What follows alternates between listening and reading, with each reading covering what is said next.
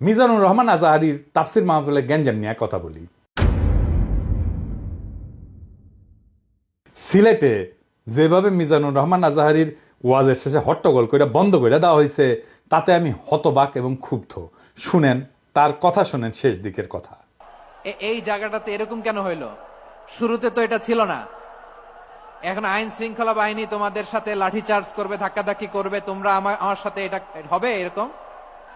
তোমরা তো ব্যথা পাবা তো। বসো না, সবাই বসতে পারলে তোমাদের কি? বসো। এটা এটা এটা আমি এখন পরিকল্পিত কিছু হতে পারে এই ধারণাও করতে হবে আমাদের।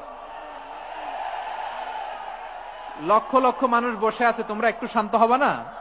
হ্যাঁ, বসো। আর 2টা মিনিট একটু কোঅপারেট করো। 2 মিনিট একটু কোঅপারেট করো। জি পুলিশ ভাইরা, হ্যাঁ আস্তে আস্তে, জি বসে যাবে। হ্যাঁ ঠিক আছে, 2 মিনিট। এই বিভাগে আমার আর আসা হবে না, আমি একবারই তো আসলাম। সো যা বলার তো আমি এখনই বলতে হবে, এমন না যে আমি আবার সুনামগঞ্জে আসবো, হবিগঞ্জে আসবো। খুবই গুরুত্বপূর্ণ কয়েকটা কথা আমি রাখবো তোমাদের সামনে। বসো, শেষ করে দিব। এই তো আর 10 মিনিট সময় আছে আমার হাতে। বসো। মাশাআল্লাহ, এই ঠিক আছে। আমি কলে এখানে এক বিশাল ষড়যন্ত্রের গন্ধ পাইতেছি। ঘটনা ছোট, রাজনৈতিক গুরুত্ব অপরিসীম। আজারি সাহেব নিজেই কইছে যে সামান্য জায়গাটা অল্প কিছু লোক এই কাজটা করেছে। শুনেন, পুরো লক্ষ লক্ষ মানুষ, আমি তো দেখতে পাচ্ছি কত লক্ষ লোক হয়েছে। একটা জায়গায় কোনো সমস্যা নাই, এখানে কয়েকশো ছেলে পেলে এই ধাক্কা ধাক্কি। না নিজে শুনতে পারতেছো, না অন্যকে শুনতে দিচ্ছ, না আমাকে বলতে দিচ্ছ। কি করতেছো তোমরা? এগুলো কি করতেছো? আমি আজকে just as a gesture of goodwill, আমি নামটা কইলাম না কে করিছে, কয়া দিব কিন্তু কে করিছে এইটা। এই হট্টগোল হয়ে কেন সুষ্ঠুভাবে শেষ করতে পারলেন না তাফসির মাহফিল আজারি সাহেব? কারণ বিএনপি নেতারা প্রকাশ্যে বলিছে মাহফিলে আজারি সাহেব হেস্তনেস্ত শিকার হবে, এটা কইছে বিএনপি নেতা। সত্যি কথা, আমি ব্যানে করছি না। এই যে শুনেন, রহমান আজারি বক্তব্য রাখে বিএনপির বিপক্ষে, এত সাহস সে কোথায় পায়? আপনি এই জামাতের পক্ষে কথা বন্ধ করেন, নাহলে এই দেশের মানুষ যেভাবে আপনার এই যে মাহফিল করে, মাহফিলে কিন্তু আপনি আস্তে আস্তে শিকার হবেন এই মুসলিম লীগের কারণে। কারণ এই মুসলিম লীগ কিন্তু বিএনপি কে পছন্দ করে, এই মুসলিম লীগ কিন্তু অন্য সংগঠনকে পছন্দ করে। কিন্তু আল্লাহর নামে স্লোগান দিয়ে, ধর্মের কথা বলে, মাথায় টুপি লাগিয়ে, পাঞ্জাবি পরে বিএনপি কে বলবেন না আপনি, তাহলে কিন্তু আস্তে আস্তে শিকার হবেন। আবার যে কোনো মুহূর্তে কিন্তু আপনি দেশান্তর হতে পারেন। ঠিক তার পরদিন এই ঘটনা ঘটলো। তার আগে তো অনেক নেতা, রিজভী ভাই তার সহকর্মীদের তাতায় রাখছে। এখন আজারির উপর কেন বিএনপি বিলা? দুইটা কারণে।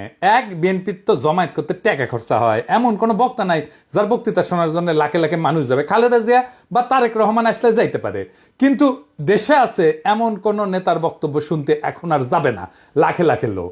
আর আজহারীর বক্তব্য শোনার জন্য স্মরণকালের সর্ববৃহৎ সভা হচ্ছে, যেটি যাচ্ছে সেটি হচ্ছে। এটা গা টাটাইতেছে বিএনপির। জনসমাগম মানে ক্ষমতা, বুঝছাও?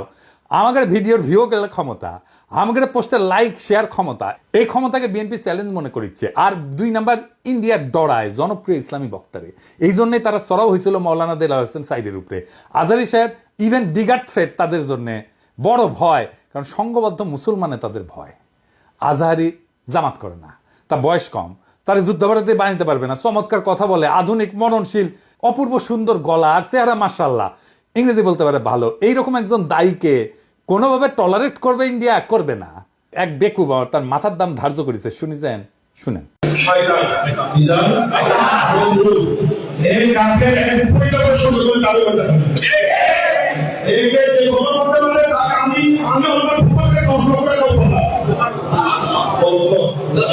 দেখেছেন তার জানের উপরে উঠে গেছে।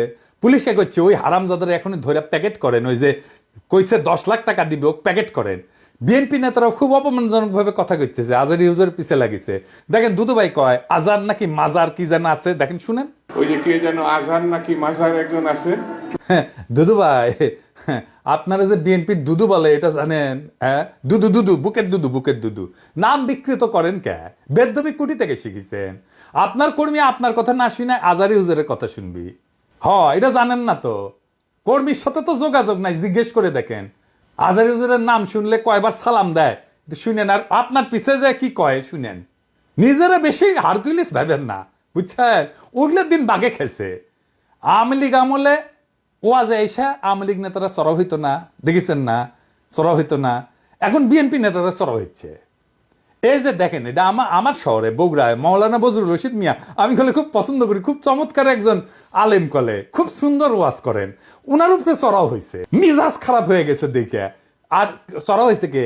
আওয়ামী লীগের পান্ডা মোহনের ভাই বিএনপি নেতা বাদশা, দুই ভাই দুই দল করে, এক ভাই আওয়ামী লীগ এক ভাই বিএনপি। ওর ভাই বগুড়া শহরের কোনো জমি বাকি রাখে না, এই যে মোহন দখল করেছে, দুই ভাই দল করে সিস্টেম কইরা এখন আরেক ভাই রাজত্ব চালাইতেছে বগুড়ায়। এরা আগা পাঁচতলা দুর্বৃত্ত ফ্যামিলি। শোনেন কি করিছে। কিসের ভাষা ভাই, আমরা আমার দেশে থাকি না, আমরা দেশে থাকি না। হ্যাঁ, ঠিক আছে। আপনি বলেন কেন যে আল্লাহ আকবার একবারই ছাড় দেয় না? আমাদের প্রত্যেকটা প্রোগ্রামে দেখো না। না, এই জায়গাতে আমি কি বুঝতে পারছি, চাকরি শোনেন না না, এখানে যে কোরআন শরীফ তেলাওয়াত হলো, একবারই দিছে আল্লাহ আকবার, হাম্মাম করতে আর দেয়নি, এটা ঠিক না। তার মানে দিছে তো? না, তার মানে দেয়নি, দিছে তো। একবার দেখ 10 বার দেখ দিছে। আপনারা কোন আওয়ামী লীগের মধ্যে দিছে? আপনি তো বললেন একবারই দিছে আর দেয়নি, এটা তো ঠিক না। আমি একটু আমার প্রধান বক্তার সাথে দ্বিধা করেছিলাম যে উনি বলতে চেয়েছিলেন যে একবারই হাম্মাম সাহেব বলছেন, এটা তারপর কি বলছেন আমি আসলে এই করি, যখন বলছে একবার বলেছেন আমি সেটাকে দ্বিধা করেছি। আমরা ইসলাম কারো ব্যক্তিগত সম্পত্তি নয়, ইসলাম সকল মুসলমানের সম্পত্তি।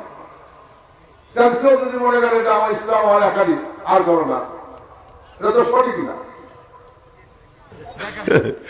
যারা ক্ষমতার থাকতে যা করেনি, এরা ক্ষমতার যাওয়ার আগেই তার সাথে বেশি করতেছে। ধরে কোন কথা ঠিক কি না? রাধাবার সাথে আউট হয়ে গেছে। মাহফিলে যারা যাবেন, কোন রাজনৈতিক নেতা যদি আলেমের সাথে বেদবি করে না, একেবারে পায়রা ফেলাবেন, পারমিশন দিলাম, আমার নামে যেন কেস দেয়, আমি কয়ে দিছি। আর হুজুরেরা আপনাদের বলি, বেদবি নিয়েন না। আপনারা কোন আক্কেলে এই সমস্ত রাজনৈতিক দুর্বৃত্তদের ওয়াজের মঞ্চে আপনাদের পাশে বসতে দেন? ওদের সে যোগ্যতা আছে আপনার পাশে বসার? পাবলিকে তো আপনার ওয়াজ শুনবার এসেছেন নাকি?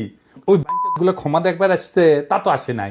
আমি দুঃখিত, মুখ খারাপ করলাম হুজুর, বেয়াদবি মাফ করে দিয়েন, কিন্তু এ তো মেজাজ খারাপ হয়ে যায়। তো আপনি কেন ওগ্রে পাশে বসান কেন? আপনার ওয়াজে জমায়েতের ফুটেজ খাবার আসে, ওই হারামজাদা নিজেরা দেখলে তো পাবলিক আসবে না, কথাও কবে পারে না। আপনার ওয়াজের জমায়েতের ফুটেজ খাবার আসে, এটি এসে সে দেখায় যে আমি মেলা বড় নেতা। এগুলারে পাত্তা দিবেন না, দাবরানি দিবেন, সাইজ হয়ে যাবে। ওয়াজের দিন তারিখ যেদিন ফাইনাল করবেন, ওই সময় কয়ে নেবেন মঞ্চে, যেন কোনো রাজনৈতিক নেতা না উঠে। এই হারামজাদাগুলো সেকুলার সাজে, কয় যে ধর্মকে রাজনৈতিক উদ্দেশ্যে ব্যবহার করা যায়। তুই উঠিস কেন ওয়াজের ইয়েতে? তুই রাজনীতি করিস তো, তুই ধর্মকে ব্যবহার করিস কেন? তাইলে তুই উঠিস কেন ওয়াজের স্টেজে, মঞ্চে? কোন রাজনৈতিক নেতাদের বক্তব্য দিতে দেওয়া যাবে না। ওরা কয় না নির্বাচনে আসেন, রাজনীতিতে আসেন, কয় না? হ্যাঁ, এই যে দুদুভাই কইছে, এই যে শুনেন।